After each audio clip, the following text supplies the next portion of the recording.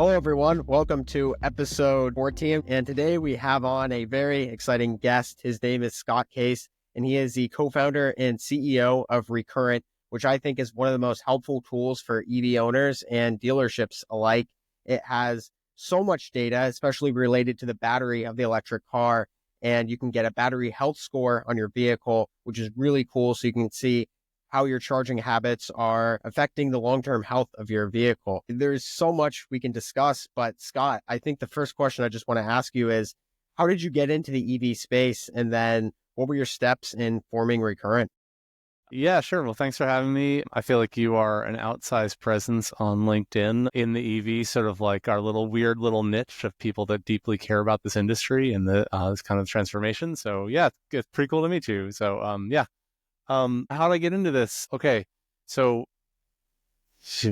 14 years ago, I helped start a company in the energy efficiency space. So we worked on residential energy efficiency, help people upgrade their, insulation and air sealing and heat pumps and that sort of thing. And helped run that for 10 years. We were acquired in 2019. At the time, I was living in Seattle with no, like a single family home, but like no garage, no driveway. And we didn't even have off-street parking on my side of the street. So as much as I wanted to be an EV like owner, I was like, there's no way this is going to work, for me.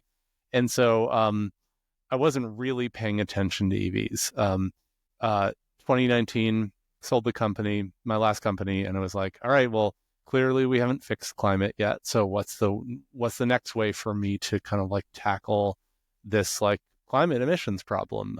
I just kind of picked up my head at that point and was like, oh my God, there's batteries everywhere on the roads just driving around. What's going on with that? And just thought about it for the first time as a business opportunity versus a like, boy, I really wish I was an owner of one of those things. I'm not like a car guy, sort of like by trade, basically, is what I mean to say about that. So I started to think about like what was the right like way for me to sort of like dig in and sort of like learn more about this and what might the next company be. And actually the idea that I started vetting was not what I ended up going with, but it was reusing decommissioned EV batteries for stationary energy storage, like on the grid. That was like something I got really excited about because I'm like, oh, we could take a waste stream that's like difficult to reuse or deal with and turn it into a product that can like help utilities and businesses kind of like integrate more renewables onto the grid. So I was like, that's what I want to do. And so I started thinking about that, ultimately determined that the market timing was off for the kind of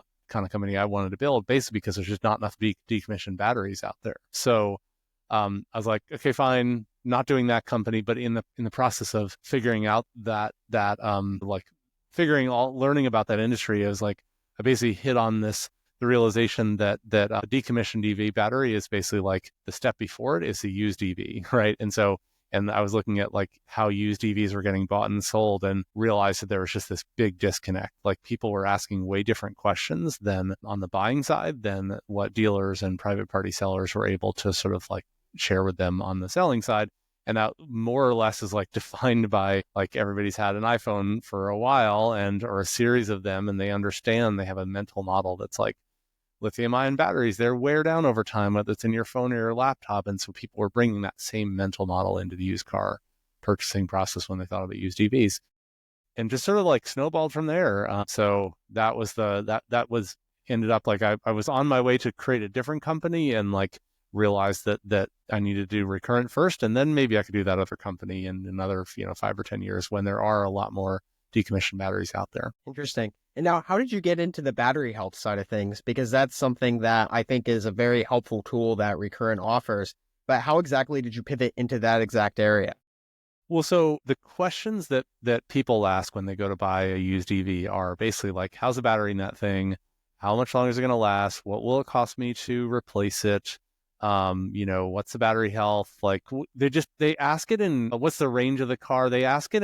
They're asking about the same thing, but they use different words for it, right? Because they don't know. There's not like, unlike odometer, like everybody knows, like what's the mileage on that car, and it's just easy. There's a number that everybody's been trained to ask for forever, but there's no like kind of like decades of sort of training on being a used EV owner. It's not possible. You couldn't grow up learning about how to be an EV owner or a used EV buyer from your parents or grandparents because it was never used to be there. So the realization was like that was the question, the main and not the only one, but that was like a big question that was different for used EVs than anything else. And so that's where we started. We're like, all right, great. If we can answer that, we can be kind of like the Carfax for EVs, and then that carves out a really important niche in this market. And then the goal being like we want to get the used EV market to work really efficiently and being be in a way that my observation is it wasn't when we started. And because a used car market is like so important for new car adoption, and the whole idea is like if we can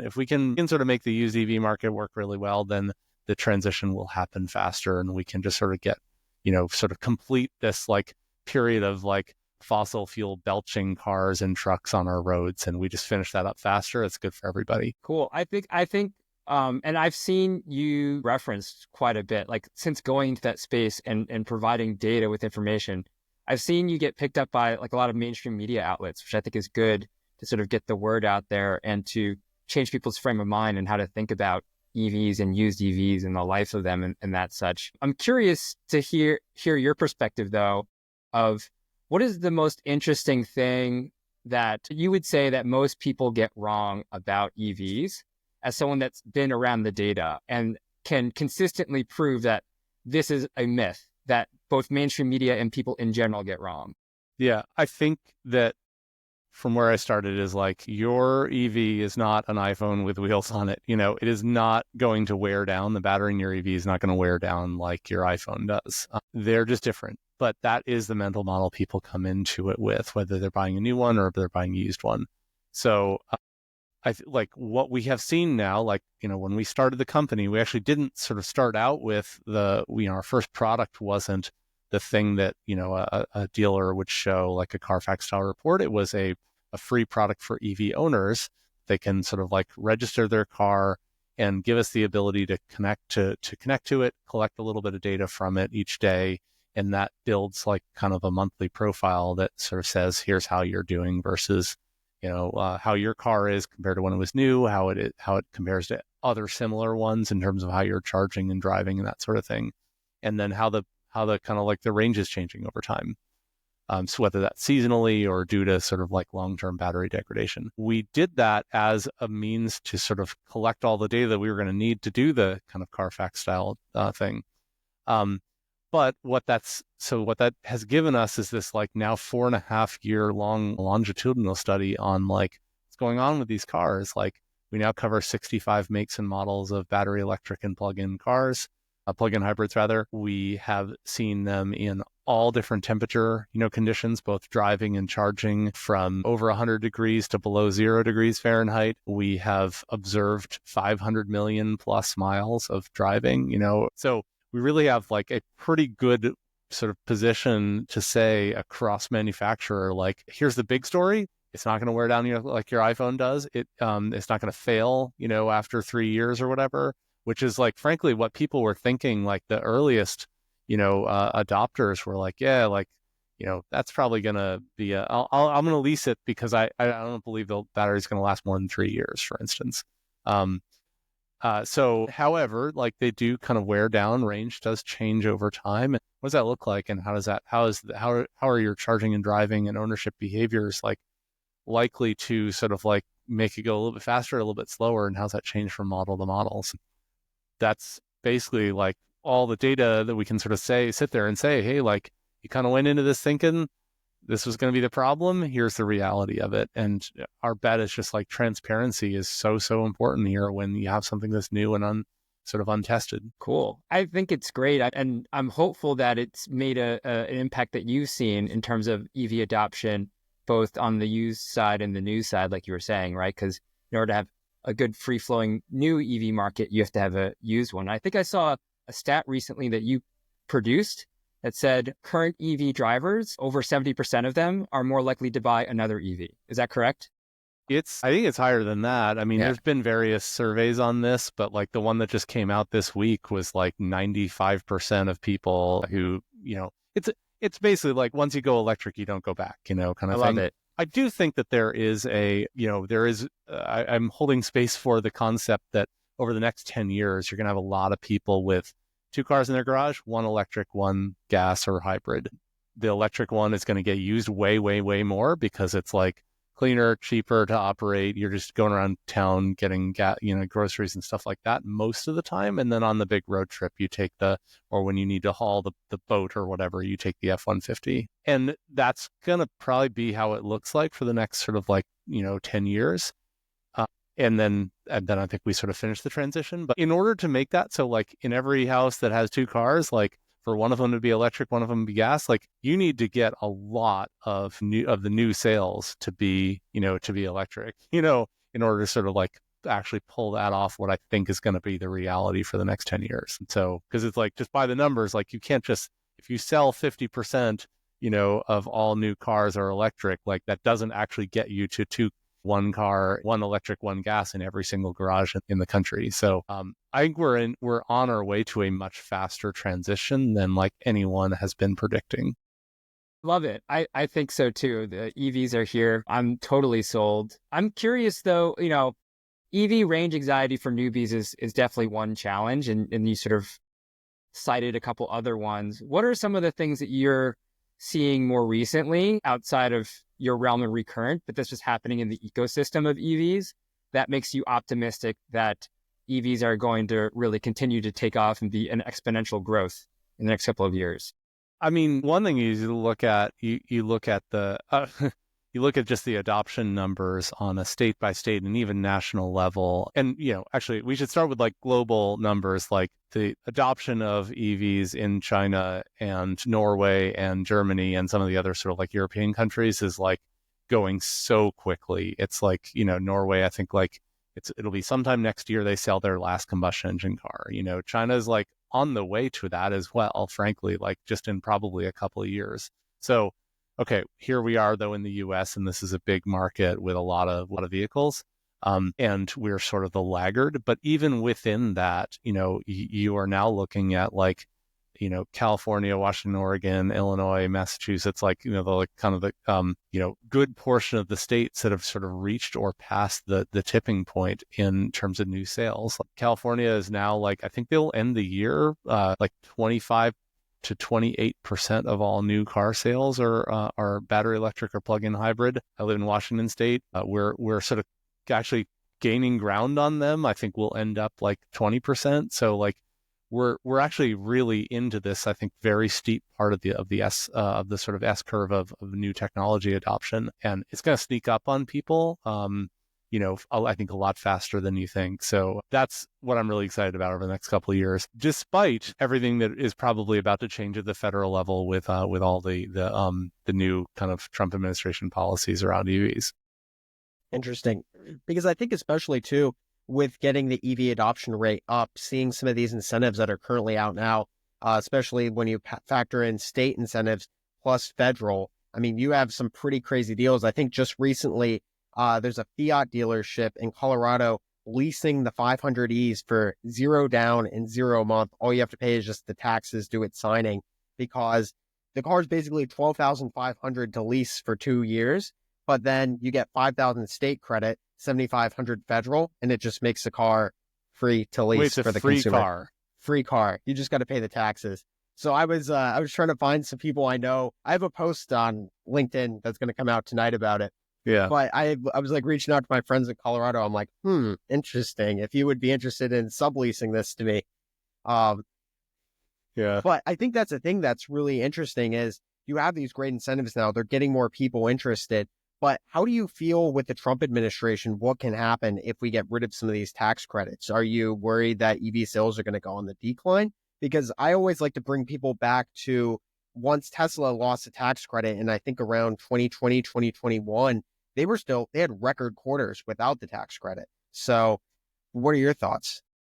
So I think it's important to kind of like recognize that there's not just one policy that is in support of the EV transition. There are, between the federal government and sort of state policy, there's sort of like 4 distinct and interlocking things. And I think it's worth spending like a hot minute to like kind of break those down. On the one hand, the obvious one, the one that Trump has been sort of like talking a lot about are the EV tax credits rebates, right? It's part of the Inflation Reduction Act. There's actually a lot in the Inflation Reduction Act that is not as obvious, that's like pretty transformative as well, that I'm not convinced is all going to get repealed.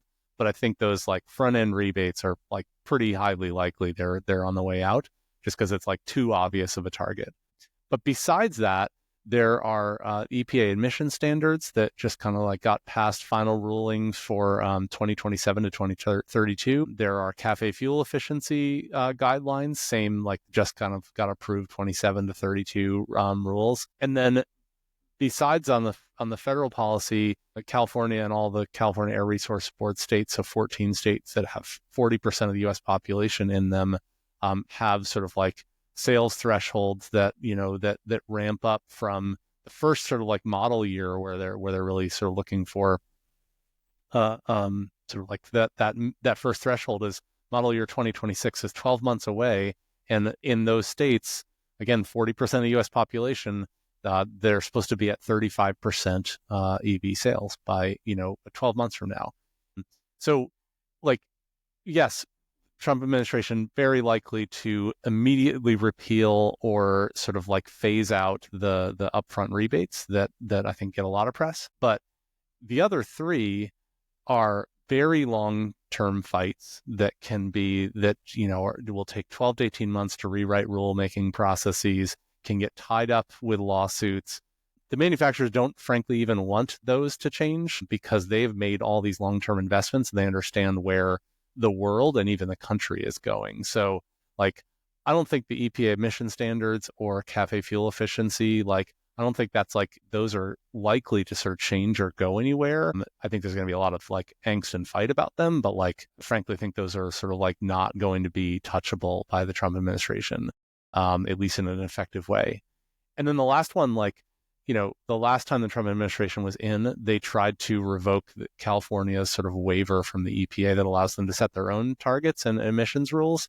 California basically like put them in court, took them to court and tied them up for 4 years until the administration was done. And then the Biden administration dropped it. So like all the exact same legal arguments and all the exact same lawyers are ready to just dust off their all the stuff they used to tie it up the last time.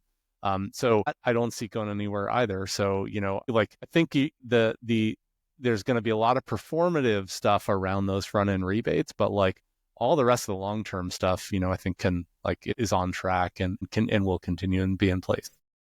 Interesting. So more of the optics, not exactly the meat of it. Yeah, I mean that is basically what I mean. I know this is not a political pod, but like that is basically the the playbook here is like let's get the optics right, let's get the right, and I put that in air quotes, and let's make a lot of performative noise and sort of like demagogue, but does Trump really care about EVs? Like no, like really doesn't. I mean you found that out when Elon started writing massive checks and Trump literally like did a find and replace in his stump speech and took out EV and stuck in hydrogen car. And like almost overnight, he doesn't care about EVs. Like really, like he cares about whatever like people give him money to sort of care about. Right. So I guess it's turning into a political podcast anyway. But I think for everyone, within the EV industry and frankly, people in my company are sitting there at the day after the election going like, oh my God, like what does this mean for the industry? EVs in general, our company in particular, climate policy in general. Like now I'm sort of like worried on multiple levels. And where I would put the worry is on the long-term climate sort of policy. I don't put a lot of sort of worry around the like EV transition in the US in particular. Like, and I also, frankly, from the used EV perspective, one of the things that sort of heartens us, like here, I'm now getting very selfish about my own company is like, no matter what the Trump administration does over the next 4 years, like the used EV market in the US will grow in that period of time. So many off leases come in. We soon. know It's that like these are crazy. cars that are already on the road and we know they are coming in and we know exactly when they're going to show up in the used market. Like this market is growing 5x during the Trump administration, even if Trump was somehow able to like stop all new EV sales, right? You're never going to be able to do that, right? But the used EV market grows like, just very, very quickly over the next few years. Interesting. So now pivoting away from the political side and kind of going more into the engineering and science side, I want to ask you a question. So much more fun to talk about the politics though, right? It is fun. I'm not denying it. Yeah. So how do you get to choose the manufacturers that Recurrent gets the data from. So like you can do Tesla, you can do Chevy, but I saw some manufacturers like Polestar and Volvo aren't on there. Maybe that was, I checked a few months ago, maybe it's, you guys Yeah. now have it. But how do you choose the automakers that you work with? Yeah, what we have tried to do is basically like go for the biggest, like go for the areas where there are the most cars that are coming into the used market, right? Like that's really that, and that could be different from the ones that are sort of like what the sales are on new vehicles, right? Like I would love to cover Rivians already, like we don't actually today. They're sort of in this semi-beta type thing, but it's more important from a used market perspective to have e-Golfs, right now. It's more used e-Golfs for sale than there are used Rivians for sale, for instance, even though that's like everybody sort of wants to forget about the e-Golfs, right?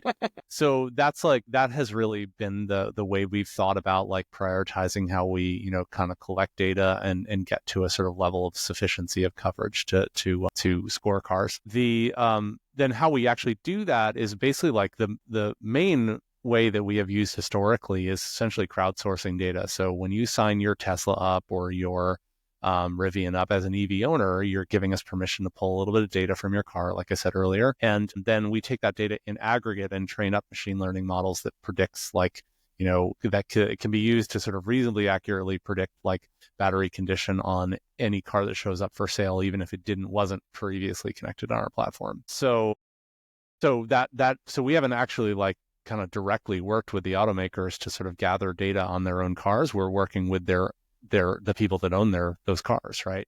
That's changing though, as we kind of like proceed sort of forward. As I think one of the things that automakers have realized is, the used EV market, like there's a lot of depreciation that happens from new to 3-year-old or 4 or 5-year-old on the EV front, and part of that is because of uncertainty around battery condition. And so automakers, captive finance companies, banks that own like a lot of these leased vehicles, like they've started to realize that having some transparency here and actually disclosing data to us, because we are sort of well positioned to sort of like push that everywhere into the used market, actually helps residual values and it helps them not depreciate their cars as much. So that has frankly changed the conversation that we've been having with a lot of the automakers now. And that was never going to happen at the beginning, but now that like you go to cars.com, you go to Edmunds, you go to all these big dealer groups, you go to even wholesale auctions as well that we work with, like Recurrent is sort of this like standard for that information. And so it makes a lot of sense to kind of like work with us in that way. You improve the residuals on your cars, improve resale, just like a better experience overall on the back end for the automakers. Definitely. Because I remember when I sold my Model 3 this summer, I told the buyer, I showed him the battery health score, and it was car had like 95,000 miles, but it was 95 on Recurrent. So Yeah. he felt much better peace of mind with buying it, even though, it was There's a lot great. of miles. Yeah. That's such a Yeah. cool story. And I have to say, I just want to react to that. So when one of the like interesting not side hustles, but like when you start a company, like you have one vision, right? You're like, we're going to do this. And then you hit the market and you sort of see how people are interacting with your software. And your story in particular resonates. Like we started to hear that early on, like people would connect their car and they have their monthly battery report. And then actually the funny thing is the way we figured this out was we would lose connectivity to a few cars every month, right? And so they just got an automated email to be like, hey, is your car okay? Like we lost connection to it. Sometimes it was because it was like parked really, really deep in a parking garage for like a week or whatever, and we would sort of lose connection. But sometimes people would be like, oh yeah, I sold sold that and I got this new car. Can I connect my new car? And then it'd be like, well, by the way, just like you said, I showed them my Recurrent report, and that like helped, create confidence that I had taken care of my car and the battery's in good shape. So we're like, oh, that's really interesting. Like maybe we can make a little business out of that. And so we actually, as a follow up to our main sort of scoring business, we launched this thing called Sell with Recurrent, where if you were, ready to sell your car, you can kind of like click a little button in your monthly report, and we go and just like basically solicit bids, the best and highest offers from like a whole bunch of EV specialist dealers all over the country, and then present back to you like, okay, here's the best offer on your car from like dealers who are going to actually take into account your battery condition rather than just blindly like doing it like they do for all combustion engine cars, which is like they would have been like 95,000 miles. That's that's a ton, I'm sure that car is like trashed, right? And then they give you a bad offer for it. So that has actually turned out to be a really cool and effective product. And, some people still want to sell private party. That's fine. Like I do what you did, it's like show them your report. But for people, a lot of people actually do want to sort of sell to a dealer. Either they're trading in or they feel safer to do that. And that's actually turned into a really cool little thing for us. So yeah, anyway, did not think about that when we were starting the company, and then just realized that this is how our users were using it in some cases. And so we're like, okay, cool. Let's see if we can make something out of that. Yeah, definitely. That's really cool. And I think one other note. So after I sold my Model 3, then I was interning at Lucid. I was between rental cars. Then I came back to North Carolina and I had to quickly find a car because I didn't have anything. Yeah. And I ended up buying a 2021 Model 3, like 40,000 miles. Great car, got a good deal on it. But there wasn't any way to check the recurrent battery score. So I had to do it after the fact. And turns out this car has an 89 battery health score, has pretty low state of health. It's only like 87 to 88. And so looking at the Carfax, it looks like it was probably sitting for a while because it was like a corporate car. And then they got it back on lease and it was like sitting for several months. I would presume at a high state of charge or very low. So what are some tips you have for buyers or for owners to keep their car in good battery health? Because we kind of know the basics, but do you have any additional insights on that? Well, but before we go to the owner thing, I want to like address your buying situation, right? Like, so what I would say to any shopper who's thinking about this is like, go to a dealer that's going to like show you this information. I'm bummed that you didn't like go to one of the dealers that uses Recurrent. So like that would be a great thing for any of your listeners to go like ask your dealer. Like if they don't have this, like ask them.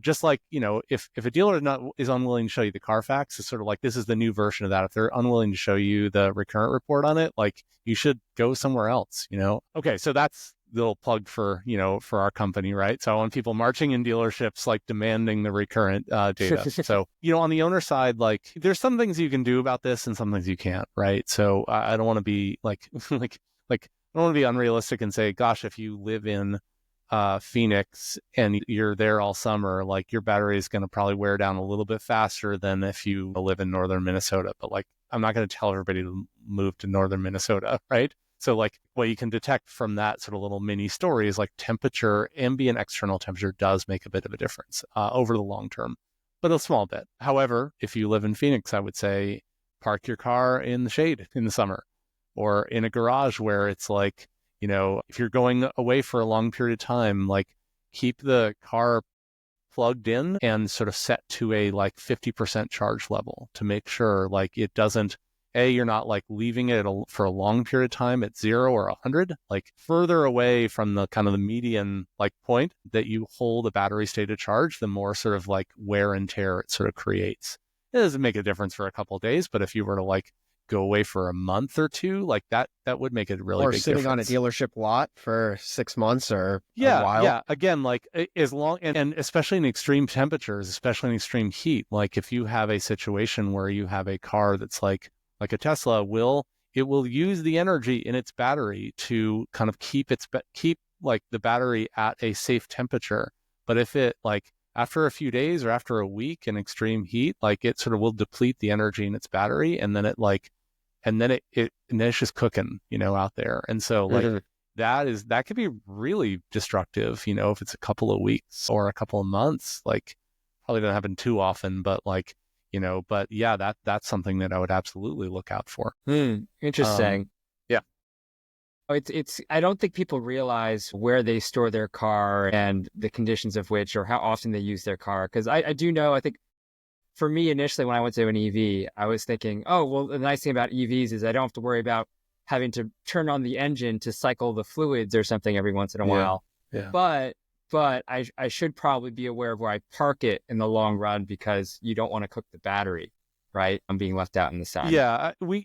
Again, no one should walk away and like, if you're listening to this and think like, oh my God, I always have to take such good care and I have to like never park it in the sun. I have to never like let the battery drop below 20%. No, like on a day-to-day basis, just use it normally. And I'm just sort of like talking around the margins, like, you don't want to leave it for a long period of time, where it's like, out in the elements, especially in the heat.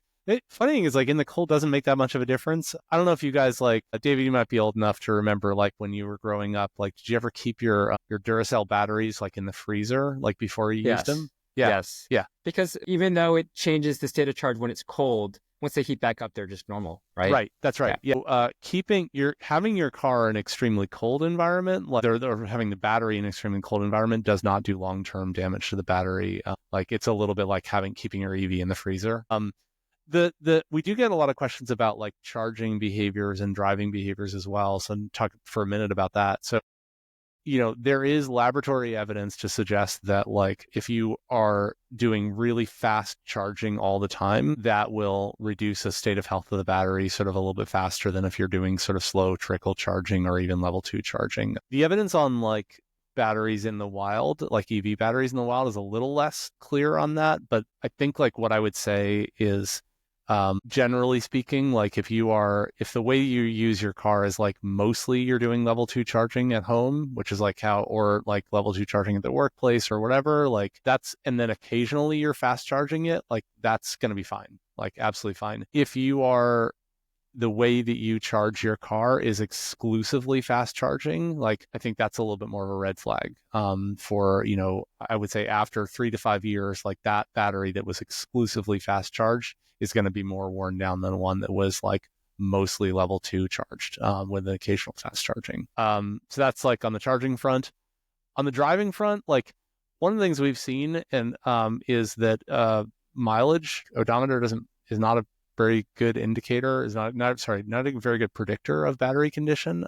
In fact, like, calendar age is a stronger factor in our models than how much it's driven. And so there are other parts that, like, wear down. Tires, sort of, for instance, wear down based on odometers. But the raw, just, like, calendar age of the battery is sort of like a bigger factor in our predictive model than how much it's driven. And so that's why you can have, like, situations like, Andrew, like yours, like 95,000 miles in the car and battery was in pretty good shape, and other situations where you have 30,000 miles in the car, it wasn't driven that much, but it could be the same age or older from a calendar perspective. And you could just have some sort of non-intuitive things that eventually will become intuitive, but for right now, we're all so dialed in on, is this a high mileage or low mileage used car?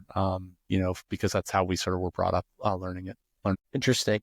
And now I kind of want to go into one more topic, which is just used EV depreciation. And I'm going to share my screen here real quick. Oh, we got some visuals here. Yes. Okay. So this is a Nissan Ariya, which I think is a really underrated car. And with how cheap these things are going, unfortunately, they're not hooked up with Recurrent yet, so we can't see. But I mean, we can look at these cars. So if we just click on the Carfax here, there's a 2023 Ariya Evolve Plus. Is it Ariya or Aria? I've never known, actually. I actually say it both ways, so I'm probably incorrect. Can we get in the comments, like, someone from Nissan to tell us? We should get, like, a poll going. Is it Ariya or Aria? It's a tomato situation. I hear it both ways. What's the character in Game of Thrones? Arya Stark? Arya, yeah, I think it's She's Arya. the girl that murders everybody. I'm sorry, spoiler alert for a show that stopped like 5 years ago. In case you haven't seen Game of Thrones, I'm sorry. Like, put a tag on this one. You're the 5 people out there who haven't seen it. Yeah, I always called it Arya after Arya Stark. So yeah. Okay. Anyway, sorry, Andrew, your question. Yeah. So here we got an all-wheel drive, long-range Nissan SUV that's electric that we won't say the name of. Begins with A, ends with A. It starts with this was a $56,000 car, brand new. And right now, used, this car is 23.3 with only 13,000 miles on the odometer, which is just insane depreciation for what I think is a pretty good car. So, I mean, the thing is, it's like, we don't really, I mean, obviously the narrative is that EVs depreciate a lot, but this is like pretty insane depreciation, how the car basically loses half its value. And this is, I guess this is just one in particular, but the car basically lost half the value in like a year. and 12,000 miles. That's like a year of driving. I want to say a couple of things about that listing. So first of all, broadly speaking, yeah, like EVs are depreciating faster than combustion engine cars. Like, and it's about 50, it's like, what is the numbers? I'd have to pull it up. We did sort of a report on this, but like, by raw dollar numbers, yeah, there's more depreciation there over the first 3 years. That car is not even 3 years old. One of the big factors in that, though, is the $7,500 new vehicle rebate, which is the one that's like almost definitely on the chopping block for for next year. So that's great. That $7,500 is like sweet, because when the original owner of that Aria Ari got, they didn't pay 56 out of pocket. They were like 40, whatever, 49 or something like that, right? And there might have been other incentives on it as well. And so the real depreciation on that car was the difference between the 49 and the 23, which is still a lot, right? Don't get me wrong, but like who knows what other sort of incentives were on that. But that basically, that $7,500 sort of rebate, sort of like reduction in the upfront price, essentially is just dollar for dollar sort of matches depreciation. And we know that because when those $7,500 rebates came into effect in January 2023, there was an instant, almost $7,500 drop in used EV prices. And like Tesla did their price drops at the exact same time. It was the exact same time, right? Yep. So now project forward to next year, like that, if that gets unwound, like that car, like the depreciation of EVs actually may like get quite a bit less, because you don't have that downward pressure from the new rebates on the used prices. That's like observation one, just about that in general. Observation two, that one in particular, I'm very surprised at, because so the way the used EV credit rebate is worked, and then this is still on the books. Well, the Aria actually doesn't qualify for any used credit. It's too new, because the cars have to be at least 2 model years old. I'm about to, that's why I was like, I saw that was a 2023. Yes. And I was like, that car gains eligibility for the used credit on January 1st in 18 days, right? What is the dealer doing pricing that car for 23 or 24 or anything like that right now, given that 18 days from now, it's going to basically effectively drop by $4,000? You can make it 25 and then charge 21 for it. That car should be priced at $25,001 for the next 18 days. And then it should go to $24,999. Like we're hearing for dealers that are like stocking up on the model year 2023 vehicles that that are basically like, and they're artificially holding the pricing just above 25 for right now to make sure they don't sell them. This is like January 1st is going to be a bonkers year to sell the car like that. So like, that car is about to go for $19,000 after the rebate, and it will sell between now and January 1st, and it will sell on January 2nd, basically, for an incredible deal. So, yeah. Are you finding, because you said that you've talked to a lot of dealers, and obviously you work with a lot of them, and now you're offering like a KBB alternative or cars.com alternative for pricing used vehicles. Are you finding that a lot of dealers just don't know how to price EVs because they just aren't aware of some of these things? I want to be clear, like, we're battery nerds. Like, we don't go and say like, oh, that car should be, like priced at whatever. Like I think like the battery condition is part of the picture. It's a big part of the picture for this, but it's not the only factor. So so we're not replacing KBB or anything like that. In fact, we're partners with a Black Book, which is one of the big valuation services, and they pull our battery information into their valuations. And so when you run a used car valuation on Black Book for an EV, you get like mileage adjustment, regional adjustment, condition adjustment, and then you also get a battery adjustment. They're the first people to do that, and won't be the last. Because that is really like, that does need to be taken into account. So yeah, I think like, just broadly speaking on dealers, like some of them are extremely sophisticated and they are making incredible businesses and like selling so many cars like on the EV side, especially ones below the $25,000 price point. And some dealers just can't be bothered to sort of like, to sort of realize this incredible opportunity. And so I really think you're getting some of each here.